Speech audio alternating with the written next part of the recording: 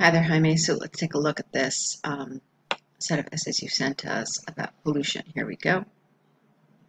With human population constantly growing around the world, pollution has become a highly sensitive matter in the past decades. Okay, there are a variety of reasons for this to happen, and particularly in big cities, the most impactful is certainly industrial waste, along with the large amount of garbage generated by people each year. Okay, so Jaime, there's some awkwardness in this paragraph. I would like to clean it up a little bit. First of all, with the human population constantly growing around the world, pollution has become a highly sensitive matter in the past decades. The connection here isn't 100% clear. So you're talking about the population growing, and then you're talking about pollution becoming sensitive. I don't think sensitive is the right word, and it's not immediately clear why pollution and the population are linked. So I think you maybe could have rephrased this. Okay, and this was awkward. There are a variety of reasons why this is happening, and this is really awkward. The fact that you have this particularly in big cities and then this industrial waste thing. So how can you fix this? There are a couple ways. Let's see. How about this? There are a variety of reasons why this is happening. Let's see. There are a number of reasons why this is happening, particularly in big cities. You know what I'm going to suggest? I'm going to move this thing about big cities over to here in pollution. So let's try that out again. With the human population constantly growing around the world, pollution has become a highly sensitive matter, particularly in big cities. Okay? You can say where most people reside, and then it makes sense to connect it back with population. Okay? Then there are a variety of reasons why this is happening. The most, and this is the wrong word, impactful, the most important of which, the most obvious of which, but you do need an of which here. So the most important of which is certainly industrial waste, along with a large amount of garbage generated by people each year. And then you're okay. Let's move on. There is an ever-increasing need for corporations to produce great amounts of products to satisfy global markets. Get rid of the. Unfortunately, many of them decide to dispose of waste. Now, careful. Who is them? Is it corporations or is it global markets? So when you use a pronoun like this, you have to be absolutely sure that it is clear who you are referring to. What you could do instead of using a pronoun in a case like this is you could use a synonym instead. Okay, so you could say, unfortunately, many factories or many companies decide to dispose of waste in sensitive locations such as rivers. Some mining companies tend to throw away dangerous materials in them, poisoning the water used for human consumption in many areas. There could be more government regulations, such as strict audits, to help protect the environment. Okay, how would that help? So what you've done is you've spent a paragraph telling me about your problem here, but you really didn't spend enough time talking about the solution. You just gave me a one-sentence solution and that's it. So that's not enough. You have to develop the solution as well. Okay, let's move on. Okay. Another reason why cities are experiencing high contamination levels is the enormous amount of single-use products like plastic wrappers and containers. We can count how much garbage a single person produces with an S in a year and take it to a large scale for every big metropolitan area on the planet. The numbers are in the billions of tons, much of it not being recycled and simply accumulating here.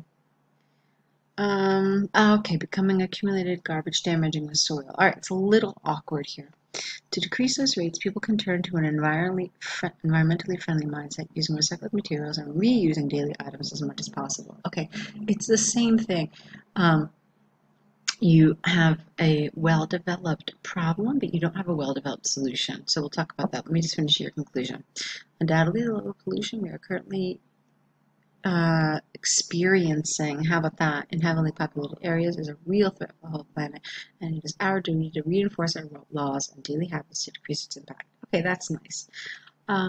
So here's the thing. You decided to write this in a way where you've got problem and its solution in one paragraph. That's fine. You can totally do that. What most people opt to do is they have a problems paragraph and then they have a solutions paragraph. Okay, obviously you didn't do that. But what needs to be done is not only must you develop your problems, but you must also develop your solutions. Maybe you thought you didn't have to do that because of the way you structured your paragraphs. If you had done it the other way, in other words, problems and then solutions, then no question you would have to do it like that, okay? Because you can't have a paragraph of solutions that are unsupported. But you definitely needed to support your solutions. How? Well, basically by asking yourself with each solution you recommend, how or why is that a solution? Okay, how would it help? How would it help solve the problem? Why do you think this is a particularly good solution? And so forth. That's how you have to handle it. There were a couple of areas that were awkward, but I got through it. It was fine. We talked about it, so it was okay. Now I want to just go on to your, where is it? Here it is, the summer job one. All right, 186 words. Let's see. Dear Sir, Madam, I'm writing to you today because I saw an advertisement about a part-time sales position in your company, and I'm very interested in applying for it as a summer job. My name is Jaime. I am currently studying a bachelor's degree. No, you're not studying a bachelor's degree. You're studying business. What you could say instead is that you are pursuing a bachelor's degree. Okay? So I am pursuing a bachelor's degree in business management, but my main goal is to focus on the sales-related area of business. I've been interested in sales ever since I was in high school when I worked for a retail company for nearly a year, so when I saw this open position, I did not hesitate to take the opportunity. I earned the salesperson of the month for several months in a row while working there. Okay, that's awkward. Because look, you talked about your previous work experience, and then you saw this open position thing, and then you go back to this idea of the company. So the order of your ideas here isn't ideal. Let's see. I would basically take this out. Okay. For example, this could have easily gone here. All right, when my main goal is to focus on the sales-related area of business. For this reason, when I saw this open position, I did not hesitate to take the opportunity. That maybe would have made more sense, okay? And then here, mainly because I honestly enjoy that type of position. I know that a sales job in the retail industry might be different than the vacancy you currently have, but I feel confident that I can do an excellent job in this area. I highly appreciate your time and consideration in advance, and I look forward to your response. Yours faithfully. Okay, fine. Let's talk about a couple of things that I would like to see different in addition to the things that I already mentioned. I felt that some of your language was a little too informal, and it didn't